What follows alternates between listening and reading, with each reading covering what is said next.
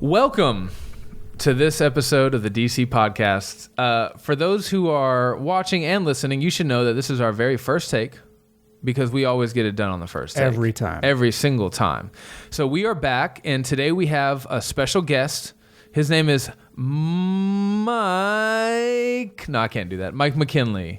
Mike, for the first time, tell our listeners and viewers about yourself. Well, my name's Mike McKinley. Yeah. And I'm the pastor of Sterling Park Baptist Church in Sterling, Virginia, which is about 45 minutes outside of D.C. or in Northern Virginia traffic, like 3.5 hours outside of D.C. That's right. Mm-hmm. Yeah. Yeah, nothing else to tell. That's the entirety of my life. That's right. That's all I am as a human being. A very learned doctor and writer of many books. Yes, not the doctor part, or really the learned part. But Okay. I've written the books. But we are not here to talk about contemporary critical theory. No, taking a small break. That's right. So we're taking a small break from that series. We'll pick that back up, Lord willing, next week. Yeah. We're going to be talking about one of the books that you've written, Mike. Am I really a Christian? You wrote that. I did. Okay, and you wrote it. Why? Tell us the story behind that. So the idea for the book actually came from a friend who grew up in the Bible Belt, went home over kind of Christmas holidays to spend time with his family, went to church there in the Bible Belt, and he came back and he was having conversations with old friends and things like that, and he came back just frustrated by those conversations because he felt like sort of nominal Christianity was so prevalent, and so he just kind of offhandedly was like, he knows that I'm kind of like confrontational jerk by nature. And so I was like, Mike, you should just write a book called You're Not a Christian. Yeah. So that you can just give it to people. When you're having that conversation and the person's like, talking about, all of these completely wildly inappropriate things they're doing with their life, but still claiming to be a Christian. Right. Like, that way I just have a book you could just kind of like throw at them. Yeah. And I thought, that's funny. And then I was like, actually, that's not a terrible idea. Yeah, not a bad idea. So I've used that book pretty extensively. Russell, never read it. Never yet. Full disclosure, I've read some of your books, loved them. Haven't read this one, but it's in my stack. Yeah. Sorry, Mike. I use it often. I give it to people who are either A, struggling with assurance, or B, who need to struggle with assurance, who need to doubt whether or not they actually belong to Jesus. It's been incredibly useful. And so I thought, man, while Mike is here, we're, for our listeners and viewers to know, we're trying to finish up a book on the prosperity gospel. And so while Mike is in town helping me to do that, we just figured, let's have him jump on the podcast and we'll talk about the contents of the book. And so, again, for the first time, we are going to do that, jumping right in. I love the way the book begins. You begin by asking the question, is this book mean-spirited? Why did you feel like it was necessary to ask that? Yeah, well, I think at the outset, there is a way of kind of thinking about being a Christian or professing faith in Christ, or how you know you're a Christian, that does make it seem like to question someone's sense of salvation or their assurance is either unkind to them or at least impolite, or even in some ways like disrespectful to Jesus. Yeah. Like if I say Jesus saved me and you're throwing doubts on that, like you're kind of like, who do you think you are? Yeah. And so even like interacting with people that are maybe from a more sort of sacramentarian background where it's like, no, I was baptized as an infant. Like I'm regenerate. Done deal. Again, like don't question that. Signed, sealed, delivered. Okay. Or folks from a more like decisionist, like, hey, no, I prayed a prayer when I was like 4 years old, and so like, how can you question Jesus' ability to save me? So I think just addressing that question to kind of argue for the existence of the book, that actually trying to show from the Bible, this is a question the Bible encourages us to ask, right? Yeah. Am I really in the faith? Am I really a Christian? Because Jesus seems to have a category in just several places in the Gospels for someone who really thinks they're cool with him. And expects to get a big thumbs up on the last day, but you think Matthew chapter 7, Matthew chapter 25, there are people who are like self-deceived and are going to be in for a rude awakening. Yeah, that's right. And so just arguing for that as a biblical category, over and against our sort of polite sensibilities. Yeah. And Russell, in contrast to that, so if we would say it's not mean-spirited to call people to examine their salvation, then what's the opposite of that? How should we think about it? Is it loving? Is it kind? I don't know. I haven't read the book.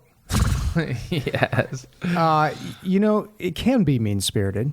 if you have the wrong tone and the wrong approach with the way you ask that question. Yeah. But biblically, the idea of examining oneself, which is language that Paul uses, and trying to discern whether or not you are, like you said, those categories that Jesus uses. I'm thinking of the parable of the soils and the man who built his house on the sand versus the man who built his house on the stone. Trying to understand which one of those categories you fall into.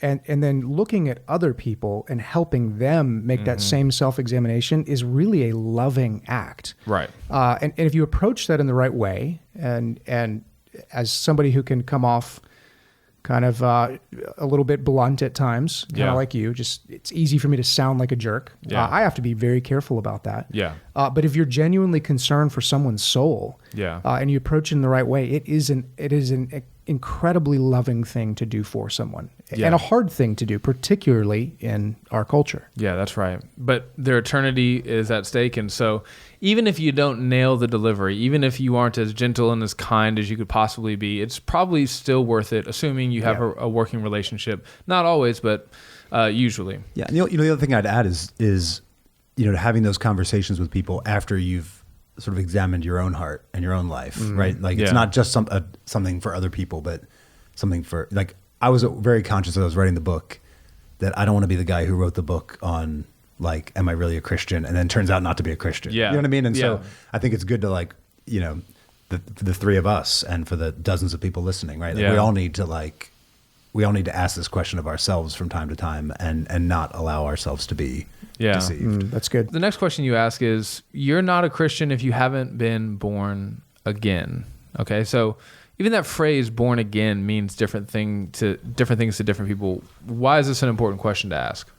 Yeah, well, I think it's important because Jesus made it really important in John chapter 3. And so a lot of, I think, our questions about conversion and assurance and whether someone really is a Christian, a lot of the confusion there really just is rooted in not understanding what it means to be a Christian. And so there's a lot of different ways you could approach that question. Like, you could say that a Christian is someone who's been adopted into God's family. You could say, a Christian is someone who's been justified and, forgiven of their sins and made righteous in God's sight. All true biblical. Yeah, true. Yeah. So I thought the most useful tack to take would be to think about it like through the lens of John chapter 3, that a Christian is someone who's received the new birth as a free gift, right?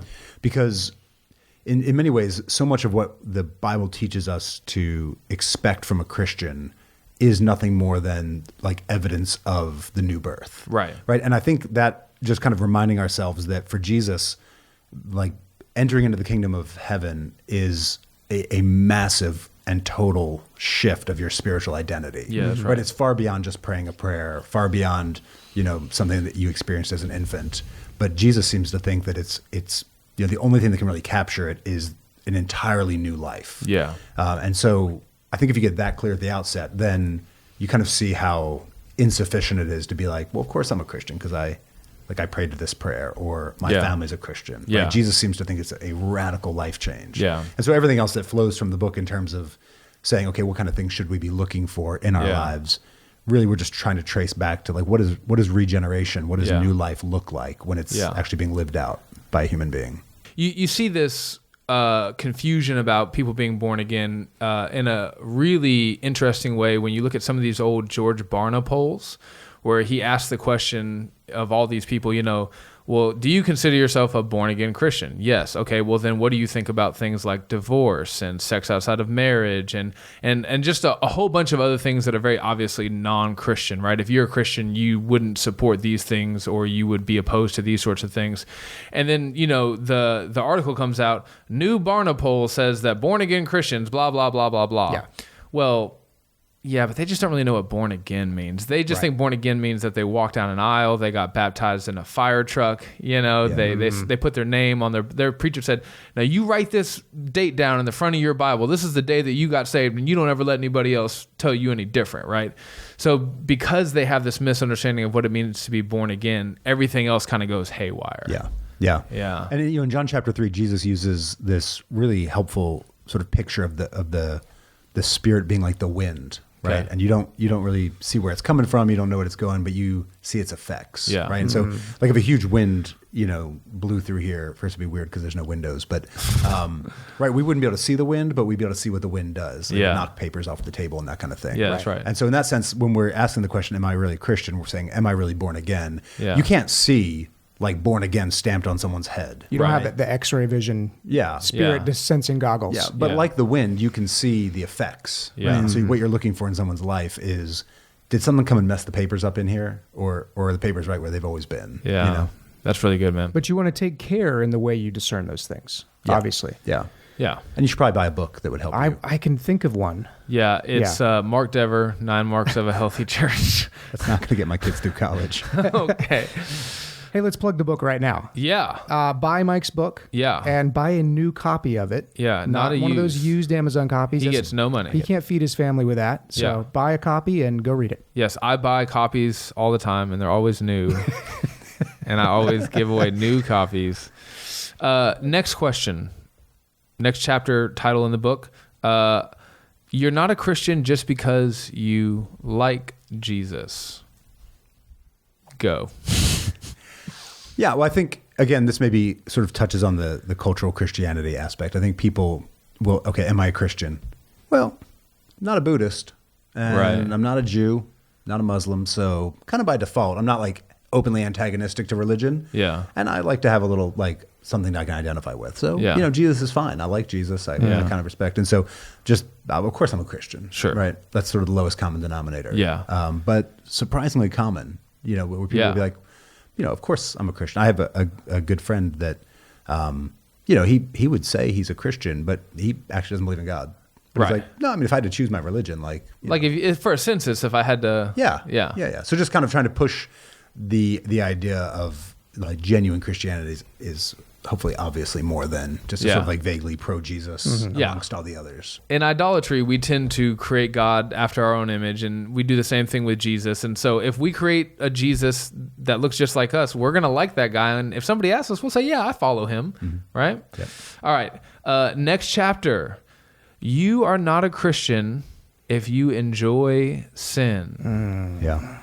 Can you qualify that? Because even at my absolute holiest, which is rare that I kind of hit that peak, I do enjoy sin. I've seen what you do with Ben and Jerry's. I know you Not enjoy okay. It's not okay. I'd prefer not to qualify it. I find that unnuanced Sorry, Sean. statements sell books. Just- I said what I said. it. Just sit there and sweat. yeah. Yeah, no, obviously it's meant to be a bit punchy, though I think there's a biblical case for even just saying it that way. Yeah. So obviously, as Christians, we still struggle against the flesh. Obviously, if anyone says that they don't sin, they're a liar and the truth's not in them. Did you just think of that? I just came up with that. That's good, dude. Somebody should write that down. But it seems clear that there's part of the new birth is a new relationship to sin. Yeah. And a new attitude towards it. And so that this side of glory, we will be fighting against the flesh. But that someone who's genuinely been born again cannot sort of settle down permanently and happily into sin's camp. Yeah, that's And right. so where exactly the lines are and how you can tell, like, the Bible doesn't give us quite that clear. Like, Right. if you look at porn one more time, you're done. Right, that's right. But there is a clear, principle there that you have to apply to your life. Yeah, it takes wisdom. You need to have good elders. Yeah, healthy church members. Yeah. Everybody's thinking together about how we're going to find that line. Yeah. And what you see is that so in my own life, when I sort of walk down the path of sin, the Lord in his kindness disciplines me. Yeah, that's right. That's an evidence, right, according Yeah. to Hebrews 12, that I am a son. That's right. That he's not going to let me sort of go down there and like live in Sinville. Yeah. But Well, he it brings us back. And the change you're talking about, this change of our affections toward holiness and away from sin, is some of the evidence of the Spirit. The paper's moving. Working in someone's heart. Yeah. It's the evidence of the wind blowing. It's not something we're mustering up in ourselves. It's a work of God that we are to carry out. Yeah. Yeah, I remember it happened really prominently in my salvation. I mean, I literally overnight, I went from all I care about is, drugs, women, violence, power, that sort of thing, to the next day, the only thing that I cared about was Jesus and loving people and serving people and just a complete change of affections. Yeah. Right. And I still sin, but man, I remember the first time that I went back and I fell in sexual sin after I had become a Christian. In the moment, I enjoyed it. Okay. The second it was done, I was crushed. Yeah, you're miserable. I could not have been lower. I think I cried like the entire way home, and that's the difference. A person who's truly been regenerate, who's truly been born again is, yes, they can fall into sin, and maybe even in the moment they may enjoy that sin, but the Spirit will not allow them to have any enjoyment as they persist in that sin. Yeah. Well, and to make sure we're not undermining the assurance of someone who didn't have the same conversion experience you did. Right. Yeah. I know that my sanctification, the way that the Lord has worked in my heart, has been painfully slow. Oh, yeah. I don't have like a moment. Oh, as somebody who's observed it? Oh, yeah. Let me tell you, Thanks. it's been horrendous. Just hurry it up, Lord. I don't know when I became a Christian, but it was somewhere within like a 2-year period. Yeah. It was like glacial. And eventually, I look back 10 years and I can see the change very clearly, but there's no moment to moment obvious changes for me. So it's not, the Lord doesn't work the same way in every person. Yeah, that's right. But how about, let's just say this. If you can consistently endure in patterns of sin and feel no remorse, no desire to repent, then you might not be a Christian. Yeah. And that's 1 John uses the language of making a practice of sin, which is exactly what you're saying. Yeah, that's right. Next chapter, you are not a Christian just because you seem like one right now, right? So we all know the guy or gal who they're in church, they give, they serve, they write Charles Spurgeon quotes on their Facebook wall, and then somewhere along the line, maybe they become a contemporary Christian artist. they get a really big platform because they're so talented. And if you've been Mike, how long have you been walking with the Lord? Let's call it 35 years. Okay, you're old. But you've been walking with the Lord for quite some time, and then you start to just see people that you thought like, oh man, I really thought that we were Christians together, and then you see them fall away. That's basically what this chapter is about. Yeah. Just so our church statement of faith talks about the distinguishing mark of a true professor is perseverance in the faith. Oh, I thought it was when you had like tweed. That helps. Of a distinguishing mark of a true professor. Wow. Carry on. All right. We're not editing that either. I swear. If you edit that, distinguishing marks of a true professor. Yeah. Yeah. Is they persevere in the faith. So it is absolutely essential that someone who claims to be a Christian professes to be a Christian right now. That's but right. one of the questions the Bible teaches us to ask is like, will I still be a Christian? Like, will I still be professing faith? If I used to be a Christian and I'm not anymore, the Bible would indicate that that's actually evidence that you weren't a Christian. So much of the book of Hebrews is sort of aimed at warning Christians about that. Yeah. Next, you are not a Christian if you don't love other people. Yeah. Love is good. Yeah. Love is love. Love is love. God is love. Should we just move on? Next question. Yeah. I mean, just one of the, right, so again, back to 1 John, right? If you say that you love God but don't love your brother, right, the truth's not in you, you're a liar. And even, if you think about in Matthew where in the Sermon on the Mount, Jesus talks about our love for our enemies, right? And he says, like, what does it mean to be a son of your heavenly Father? Well, what characterizes him? He sends the rain on the just and the unjust. So what does it look like for us to be his children? Yeah. Well, it means we love our enemies. Yeah. And so, you meet people who claim to be Christians but have very little love for other Christians, for their enemies, for the needy. And so, you should at least ask the question, like, am I marked by any kind of love that seems in any way to be more than what I could generate on my own and my own power? That's right. Is there any evidence of supernatural love, which I think is particularly love for other Christians, right? Because begins there for sure. Yeah. Because, here's people that, as I think about the people in my church, I love them very much. It's not necessarily the people that I would naturally be like attracted to and in relationship with. Yeah. But because I see Jesus in them and they see Jesus in me, we have this sort of spirit-wrought love for each other. Yeah. Right. And when my enemy, sins against me, there's nothing in me naturally that would want to show that person love. But then I remember that God loved me when I was his enemy. Yeah. And the Spirit has begun, produces that fruit in my life. Yeah. And so, that's the question is there any love in your life that can't be explained apart from a work of the Spirit. And so we see that. Oh, go ahead. Well, Russell, I was going to ask you to do what you kind of do best. So we're using this word love a lot. We have to love people. But that's kind of a word, kind of like justice these days. It means some things to some people. Is Mike saying that basically we just have to be nice to people all the time, or that like we should always have warm, fuzzy feelings towards people, and that's how we know that we're Christians? Is that what love is? If that is true, I am failing miserably. You are not saved. To define love is foundational to asking any of these questions. Yeah. Just what do you mean by that? And obviously the Bible's definition of love is dramatically different than the world's definition of love. And many Christians, I think, stumble through what's really the world's understanding of love, sort of leaking in and contaminating our understanding of what love is. And this entire conversation is a good example of that, because there are many people listening to this who may kind of get rubbed the wrong way by the idea of asking someone, hey brother, are you really a Christian? Let's work through that. Yeah. Because it seems unloving. Right. When the Bible makes it clear that that is a profoundly loving act. Yeah, that's right. Church discipline is the same way. Yeah. The way that we love by recognizing authority, and those are both authorities in the church and the authority of God himself over the church and his moral law. Yeah. And the way the world just finds that abhorrent to say what you can and can't do sexually or can and can't do morally. Yeah. We're really going to have to define that word carefully before we talk about love with others. And I thought it was interesting, though, you mentioned the church being the first place where we see that. Yeah. You know, we have a familiarity. Did I say that word right? No. Just go with it, man. Yeah, Just say it family. with confidence. The church is a family. Church is a family. In many ways, closer than real biological family members who are not Christians. And so I think we see that love expressed first and foremost in those relationships, and then bleeding out from there in proximity. Yet we often see love and loving neighbors and loving others is sort of twisted to just be these outward acts of sort of social kindness. Like, do you work at a soup kitchen? Are you giving your money to the homeless shelter?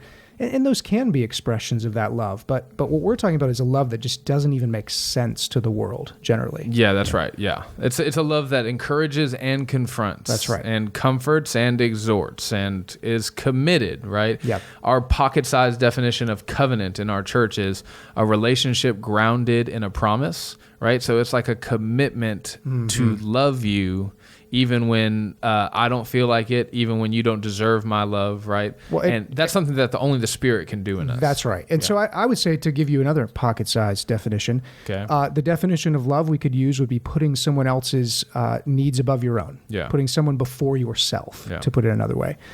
And if you're a Christian, you know that often means helping people through their own blindness. Yeah. Helping people when they don't see what they need. Yeah. Or when they're misled. Yeah. But you, through God's help, can see what they need. Yeah. And have to confront that. And that's not something the world is comfortable with. No, that's right. It's something that honestly, a lot of times we're not comfortable with, and it's only by God's help that we do it.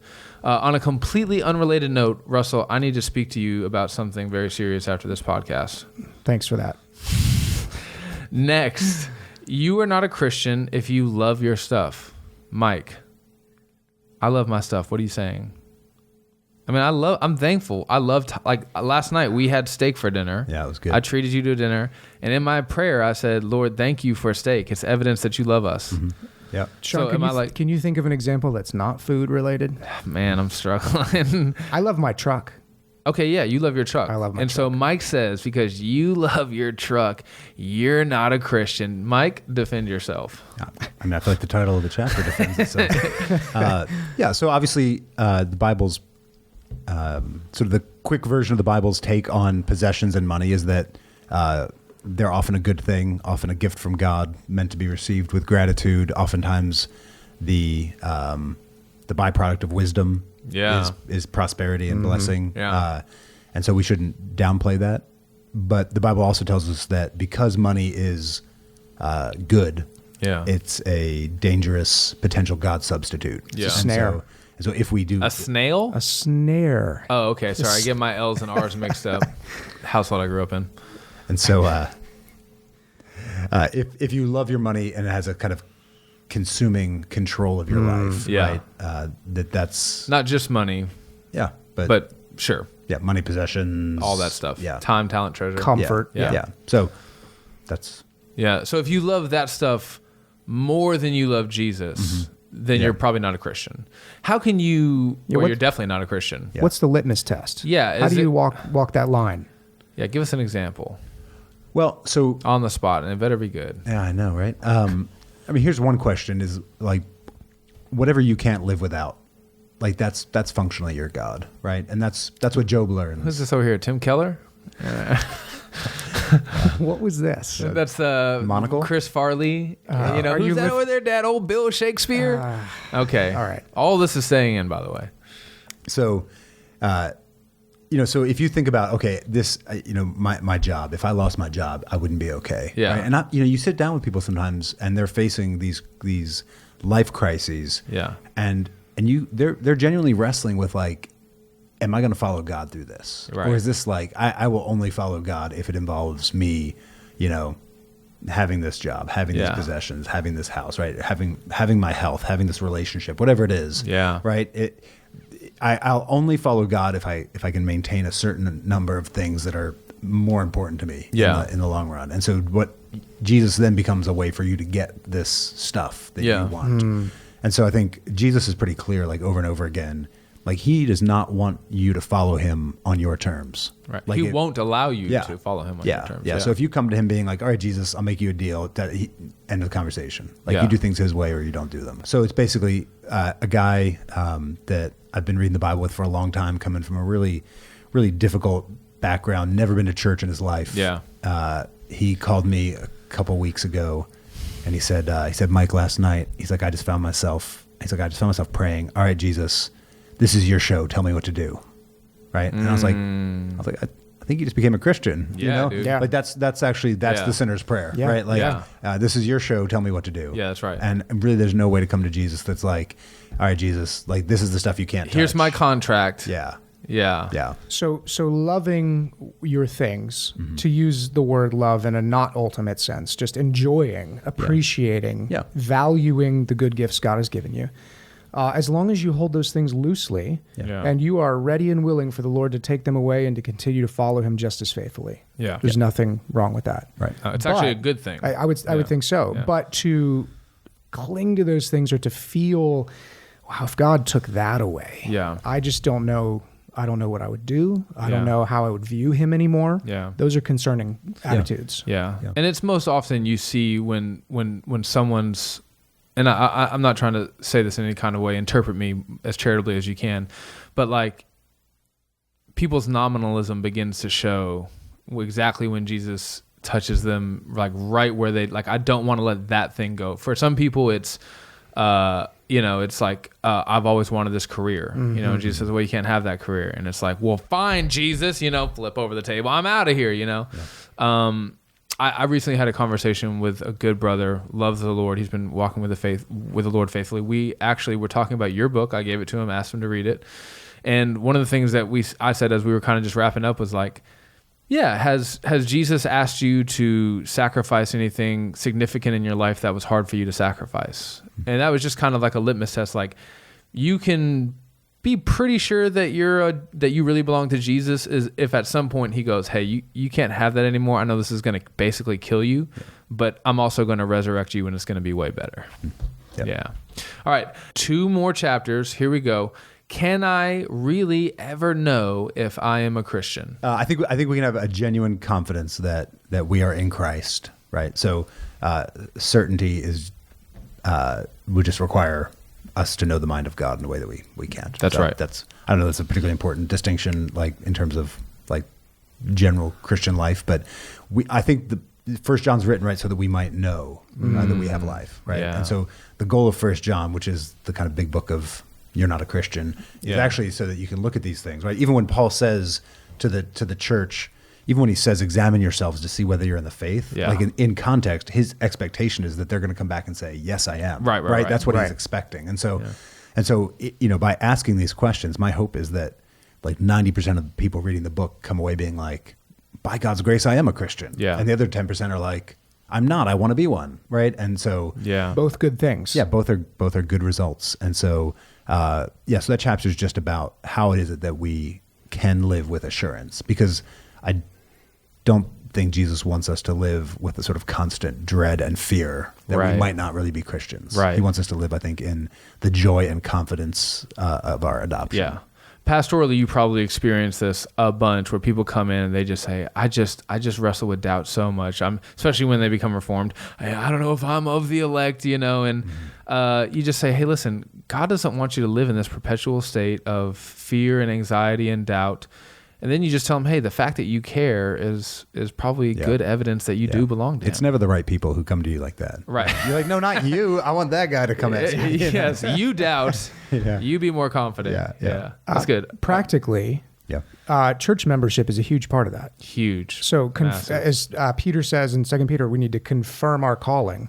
That's not a thing you do alone in your bedroom. That's right. Something you do interacting with other Christians, living life together and helping one another along to heaven, helping one another to see evidence of the Spirit changing one another, because we're often blind to the way God's changing us. Yeah, that's and right. need people outside of us to say, hey, you didn't used to talk like that. Yeah. You didn't used to act like that. Yeah. And all of that is enormously helpful. Oh, yeah. And it's important that, like, Ray Ortlund talks a lot about this, not only having a doctrine, a gospel doctrine in your church, but a gospel culture. And part of that is, like, constant encouragement in the gospel, gossiping the gospel. So like I try to lead from the front with this in our church, and I think it has permeated into the DNA of our church. But like we are always looking for opportunities to like tell somebody something that will encourage them that they are doing better following Jesus today than they were 6 months ago. Yeah. We just want that to be normal in the air we breathe in the church. Yeah. So David Powlison had an illustration that was always really helpful to me in thinking about assurance, right? Because one of the ways we look for assurance is growth in holiness. Yeah. Right? Like I would expect that, if I've been following the Lord for 35 years, that there's been some incremental growth in sanctification over that time. Yeah. But part of the problem is a lot of times we're self-deceived, we're blind to it. It's hard for me to see. I'm naturally, prone to being too easy on myself. My wife's prone to being too hard on herself. Right. So how do you get the balance right? Yeah. Powlison's illustration was like, our sanctification is like, a man with a yo-yo, right? Like up and down, up and down, up and down, which is what I feel. But then he kind of qualifies it and he says it's a man with a yo-yo walking up a flight of steps. Right. So the yo-yo only experiences the up and down, but over the course of time, it's actually at a much higher place than it was before, right? Yeah. And sometimes you can't see, if you're the yo-yo particularly, you can't see that change. Yeah. But other people can. And so they can come alongside you perhaps when you're struggling with a lack of assurance. And so pastorally, deal with lots of folks who struggle with assurance and be able to say to them, look, I've known you for 15 years. I saw you do this, this, and this. Like there's no earthly reason you would have extended yourself in sacrificial love in this situation if the Spirit of God weren't at work in you. Right. So let me encourage you. Yeah. And so we need that. And then we also need people who come along and confront us and say, hey, if you continue to walk in this pattern of sin in an unrepentant way, like it actually makes me worry about your salvation, right? And so I need my brothers and sisters around me to encourage me and to correct me as needed, because I'm not always going to be able to do that on my own. Yeah, man. Yeah, that actually covered the last chapter, a little help from our friends. That's it. The church is, if you are looking for assurance of salvation, do not look at your own experiences. Do not try to look inside your own heart and like your little personal private therapy sessions. You won't like what you see. You won't like what you see. Trying to get a mirror down there. Be a part of a church where people who love you and who are committed to you will tell you the truth about yourself. And if you're a Christian, more often than not, that truth is going to be really encouraging. Yeah. All right, Mike. Hey, man, I think that maybe 10,000 people are probably going to go buy your book after they watch this episode. So link to that book you'll find in the episode description. Yep. Click and I expect that Russell and I will receive a small cut of that. Yeah. Yep. At least give me a copy of the book. That's right. And also, we still do not know really how to sign off from these episodes, so we just kind of awkwardly just take our headsets off and then end it. You can't take your headset off, but you can pretend. And we're out.